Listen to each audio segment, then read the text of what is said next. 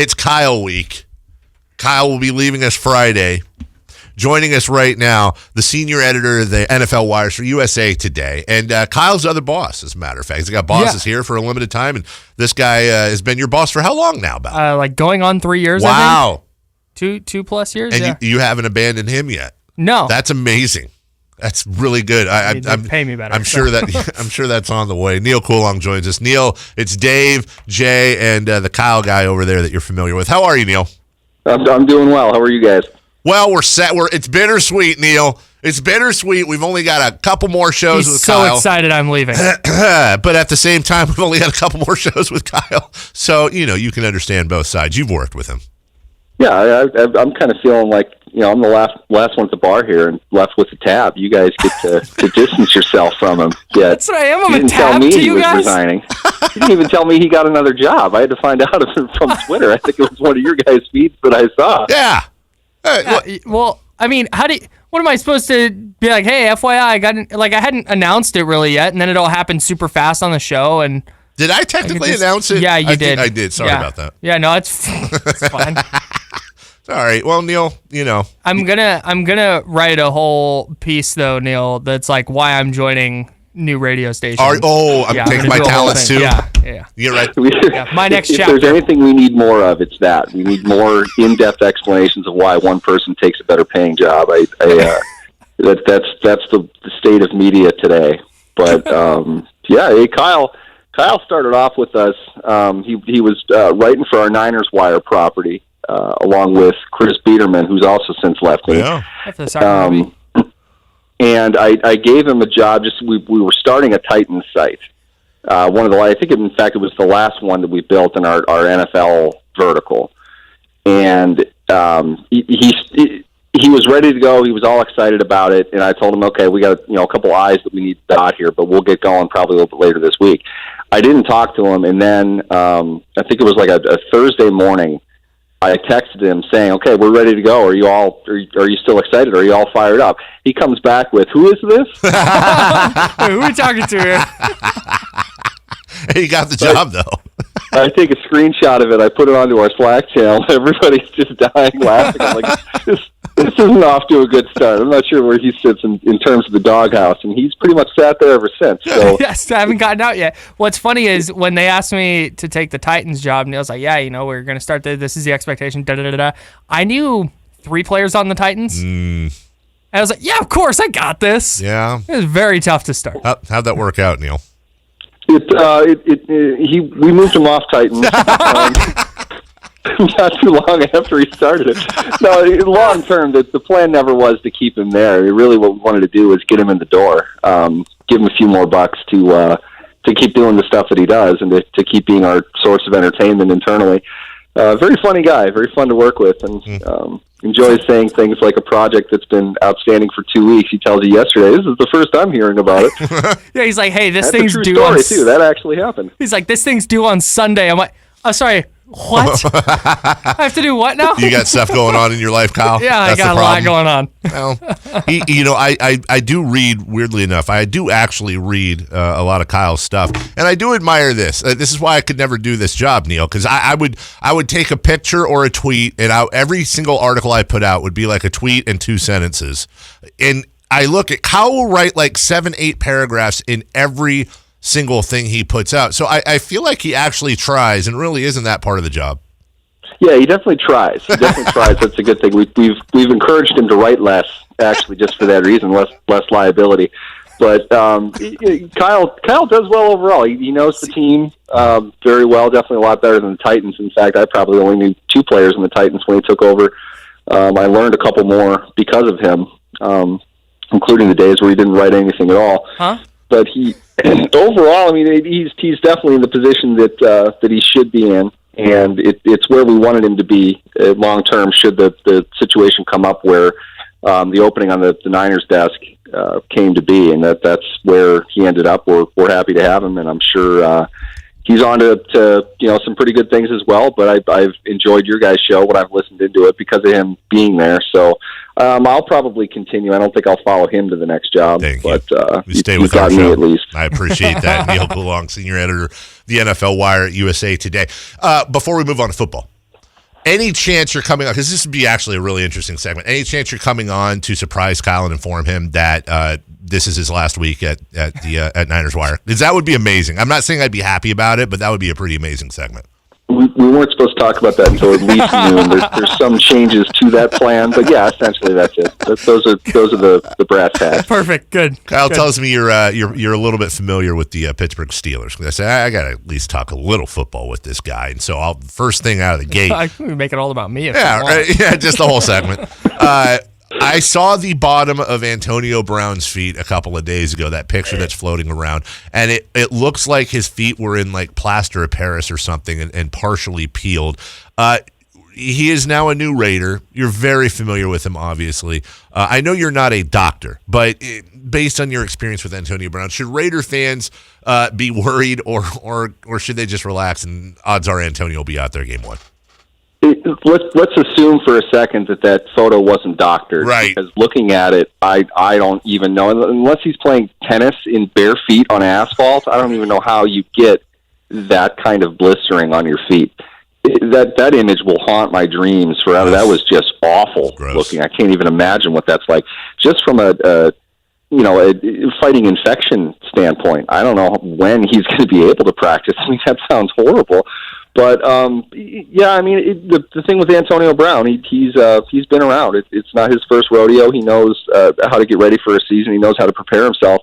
With the exception of apparently forgetting how to take care of the bottoms of his feet, he's been ready to play every season. And he's done very well. I don't see any reason why he won't continue to do that now. Certainly, plenty of Steelers fans love to offer up their opinion, but the reality is the guy's a first ballot Hall of Famer. He's one of the best overall football players of this generation, and I don't think that he's going to slow down anytime soon. So, unfortunately for Steelers fans, they're going to lose out on quite a bit, and I think they're going to feel the sting of that pretty early into the season. But I think Brown will continue that, the 100, 1,300, 10 touchdown level that he's been at. There's really no reason with his ability to not find ways in today's NFL to get him the ball. I mean, it's a matter of getting him something short and letting him create down the field. He can do that better than anybody else, in my opinion, and that hasn't gone away. As soon as his feet heal, I'm sure he'll be a little bit better in running after the catch. But he's going to be a beast in Oakland. That'll continue for another 2-3 years at least. Well, what's incredible, and this is a credit to the Steelers, is most teams, if they lose Antonio Brown and Le'Veon Bell in the same offseason, it probably means they're starting a full rebuild, but the Steelers have James Conner and Juju Smith-Schuster seemingly ready to go and just kind of take over those roles. Do you see those guys maybe not equaling the production, but at least keeping the Steelers in that playoff conversation and keeping their spot as one of the best offenses in the league? Yeah, it's interesting because the rebuilding concept usually is you're taking two unproven guys and putting them into maybe a little bit different of a system. But with the Steelers, you've got some experience with James Conner, you've got some experience with Smith-Schuster. These are guys who have been there. They're not, in my opinion, they're noticeably below the ability, the talents of Le'Veon Bell and Antonio Brown. But they've shown that they can do it in the NFL. I don't think anybody can really expect them to produce over 16 games at that level. But they're going to have to help each other. In my opinion, that was the biggest issue with the Steelers last season. Brown absorbed so much of the deeper secondary coverage. It left a lot open for Smith-Schuster, and not to take anything away from him. He's a good player. He's a young player, though. He's got a lot of experience for as old as he is, as long as he's been in the NFL, but it's not a huge amount yet. You saw it in Week 17 when Brown decided he didn't want to play that week. Smith-Schuster got all of Cincinnati's coverage, and we're not exactly talking about the Legion of Boom here in terms of ability. They shut Smith-Schuster down in that game. I think he only had like 3 catches, and the Steelers' offense stalled pretty good. That was a game without Conner. Conner went down, I think, in Week 13 or 14, didn't play again for the rest of the year. But overall, I think their offense is just going to have to take on a very different identity. I don't think they have a second receiver that they can say right now that they count on outside of maybe Conner. It might be James Conner, the second leading targets getter on that team. Smith-Schuster is going to get the ball a lot, just like he did last year. I'm not sure he's going to have as much ability to make big plays the way that he did, but his ability to take a lot of the coverage away from everybody else who's there is going to dictate a huge part of how good this offense is. I think his numbers are going to go down, but at a more vital role, he's going to have to be the Antonio Brown in terms of commanding coverage. And I'm not sure if he's at the point that he can do that just yet. And I think this offense is going to stall pretty good in the early part of the season, just kind of trying to figure out who they are as an offense. I don't think it's going to go very smoothly right away, but it's a good team. Ben Roethlisberger's a good quarterback. They'll get things moving in the right direction by the end of the year, but this is kind of a rebuild year, as you put it, for them right now. I'm not sure we're going to see a whole lot of great things out of Pittsburgh this season. So what I'm hearing is more Vance McDonald targets. I don't see a problem with that. I really don't. I think he might probably drops a few more because of it, but he made plays for him last year. He's kind of the physical, vertical type that they were looking to get over the last couple seasons. And he dropped fewer last year. He still dropped a few. I know there was a touchdown catch that I think bounced between the 8 and the 9 last year. He's had a few of those, and certainly a bunch in San Francisco as well. But they're going to count on him. I could see him getting 100 targets this season, which will be really weird for a Steelers tight end. They haven't seen that in probably 6-7 seasons, but they're going to have to. And to go back to my earlier point, when you have to count on Vance McDonald for 100 targets, you really can't bet on an offense being all that productive. You really can't. I don't mean that against McDonald. I just mean you really should have receivers you want to get the ball to more than that. Neal Coolong, senior editor, NFL Wire for USA Today, joining us right now. Kyle's other boss as we continue Kyle Week and staying with the Steelers. Ben Roethlisberger is so interesting. 37 years old. And I think if you polled your average NFL fan, the results would be that he's holding on, he's hanging on, he's near the light at the end of the tunnel, and we're saying goodbye from the kid who played college ball in Ohio. But you look up and he led the league in passing yards last year. He was 5th in the league in touchdowns. Does Ben Roethlisberger effectively have almost tenure with Mike Tomlin out there? Is it his call completely the entire way? I'm not sure, but I'll say this. There was friction between Roethlisberger and Todd Haley when Haley was there, and I think a lot of that might have been blown to a higher proportion than it really was. But there were some issues, and it mostly centered around the use of a no-huddle offense. It was something that Ben wanted to do a lot more of earlier in his career. They had the offensive line to be able to do it in terms of knowing the protections and what they need to do. All 5 of those guys have started for 3+ seasons. They had the ability to do more of that, and you kind of thought that they would when Haley left and Randy Fichtner took over. Fichtner has been Roethlisberger's quarterback's coach for a decade. You kind of thought that Ben would want to run more no-huddle stuff, but they really didn't. It was pretty much the same from 2017 into 2018. Whether they do more of that now that they have far less experience offensively, I don't know.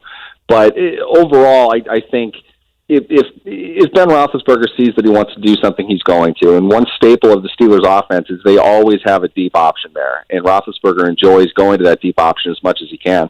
I'm just not sure right now who that's going to be. So it really could be a shortened offense. They've brought in a lot of athletic guys, smaller receivers that can make plays after the catch. They might want to keep it shorter than what they have recently, but I've yet to see a season in which Ben Roethlisberger doesn't want to get the ball deep down the field. I don't know how many snaps I've seen that he's passed on a target that looks pretty good down the field. So he has the leeway to go where he wants. There's a primary read in every route, but they give him several that he can go with through the course of whatever play and whatever package they run. So overall, I think Ben's going to be Ben. He wants to get the ball deeper down the field. He has the leeway for that. How many of those they're going to run consistently, I don't know. Just because the offense is a lot newer than it has been. You lost an insane amount of targets and offensive production with Brown leaving. So that in and of itself, coming off a season which you essentially lost Bell, they weren't able to get him the ball as much in 2017 as they probably wanted to because he missed all of training camp. So a lot more of this is going to be on Ben. I'm not sure they have the horses to pull the sleigh the way that they used to. We've come to the part of the interview where we say goodbye, and when we say goodbye to a guest, we like to I don't know, for lack of a better term, reward the guest with a nice plug. But in this case, rather than me doing the sports radio thing where you go, hey, Neal, tell us where everybody can read your stuff, I want to put Kyle on the spot because Kyle works for Neal. Kyle is part of the Wire group, the NFL Wire group. Kyle, I would like for you to do Neal's plug of everything that's going on. I want you doing the plug for your boss in front of your boss. Yeah, so we have the NFL Wire Network. It is 34 sites. That's just the NFL side. It's one for each team. There's also Draft, and then there's Touchdown Wire, which is more your kind of viral content. Make sure to go check that out. Whatever your favorite team is, there's Niners Wire, there's Raiders Wire. So pick a team with Wire, Titans Wire, of course, ding, and go there. You're going to find everything from analysis to news to opinion pieces to game recaps and 53-man roster projections. Every single thing that you could want to know about your team, you're going to find on an NFL Wire site. Neal, how do you do? It was phenomenal. Yeah. Better than me, in fact. I was taking notes. I thought I'd get something to make fun of him for, but he did a great job. That's spot on. If we learned anything from this interview, Neal, I want to underline the fact that though Kyle moves on this week, we retain you as a listener. Oh, definitely, absolutely. I'm yours forever. Don't worry. I'm a Niners fan now. I think my team's fallen off, so I'm jumping on the bandwagon. That's Neal Coolong joining us, saying goodbye to Kyle, giving us some insight on Antonio Brown. The Drive.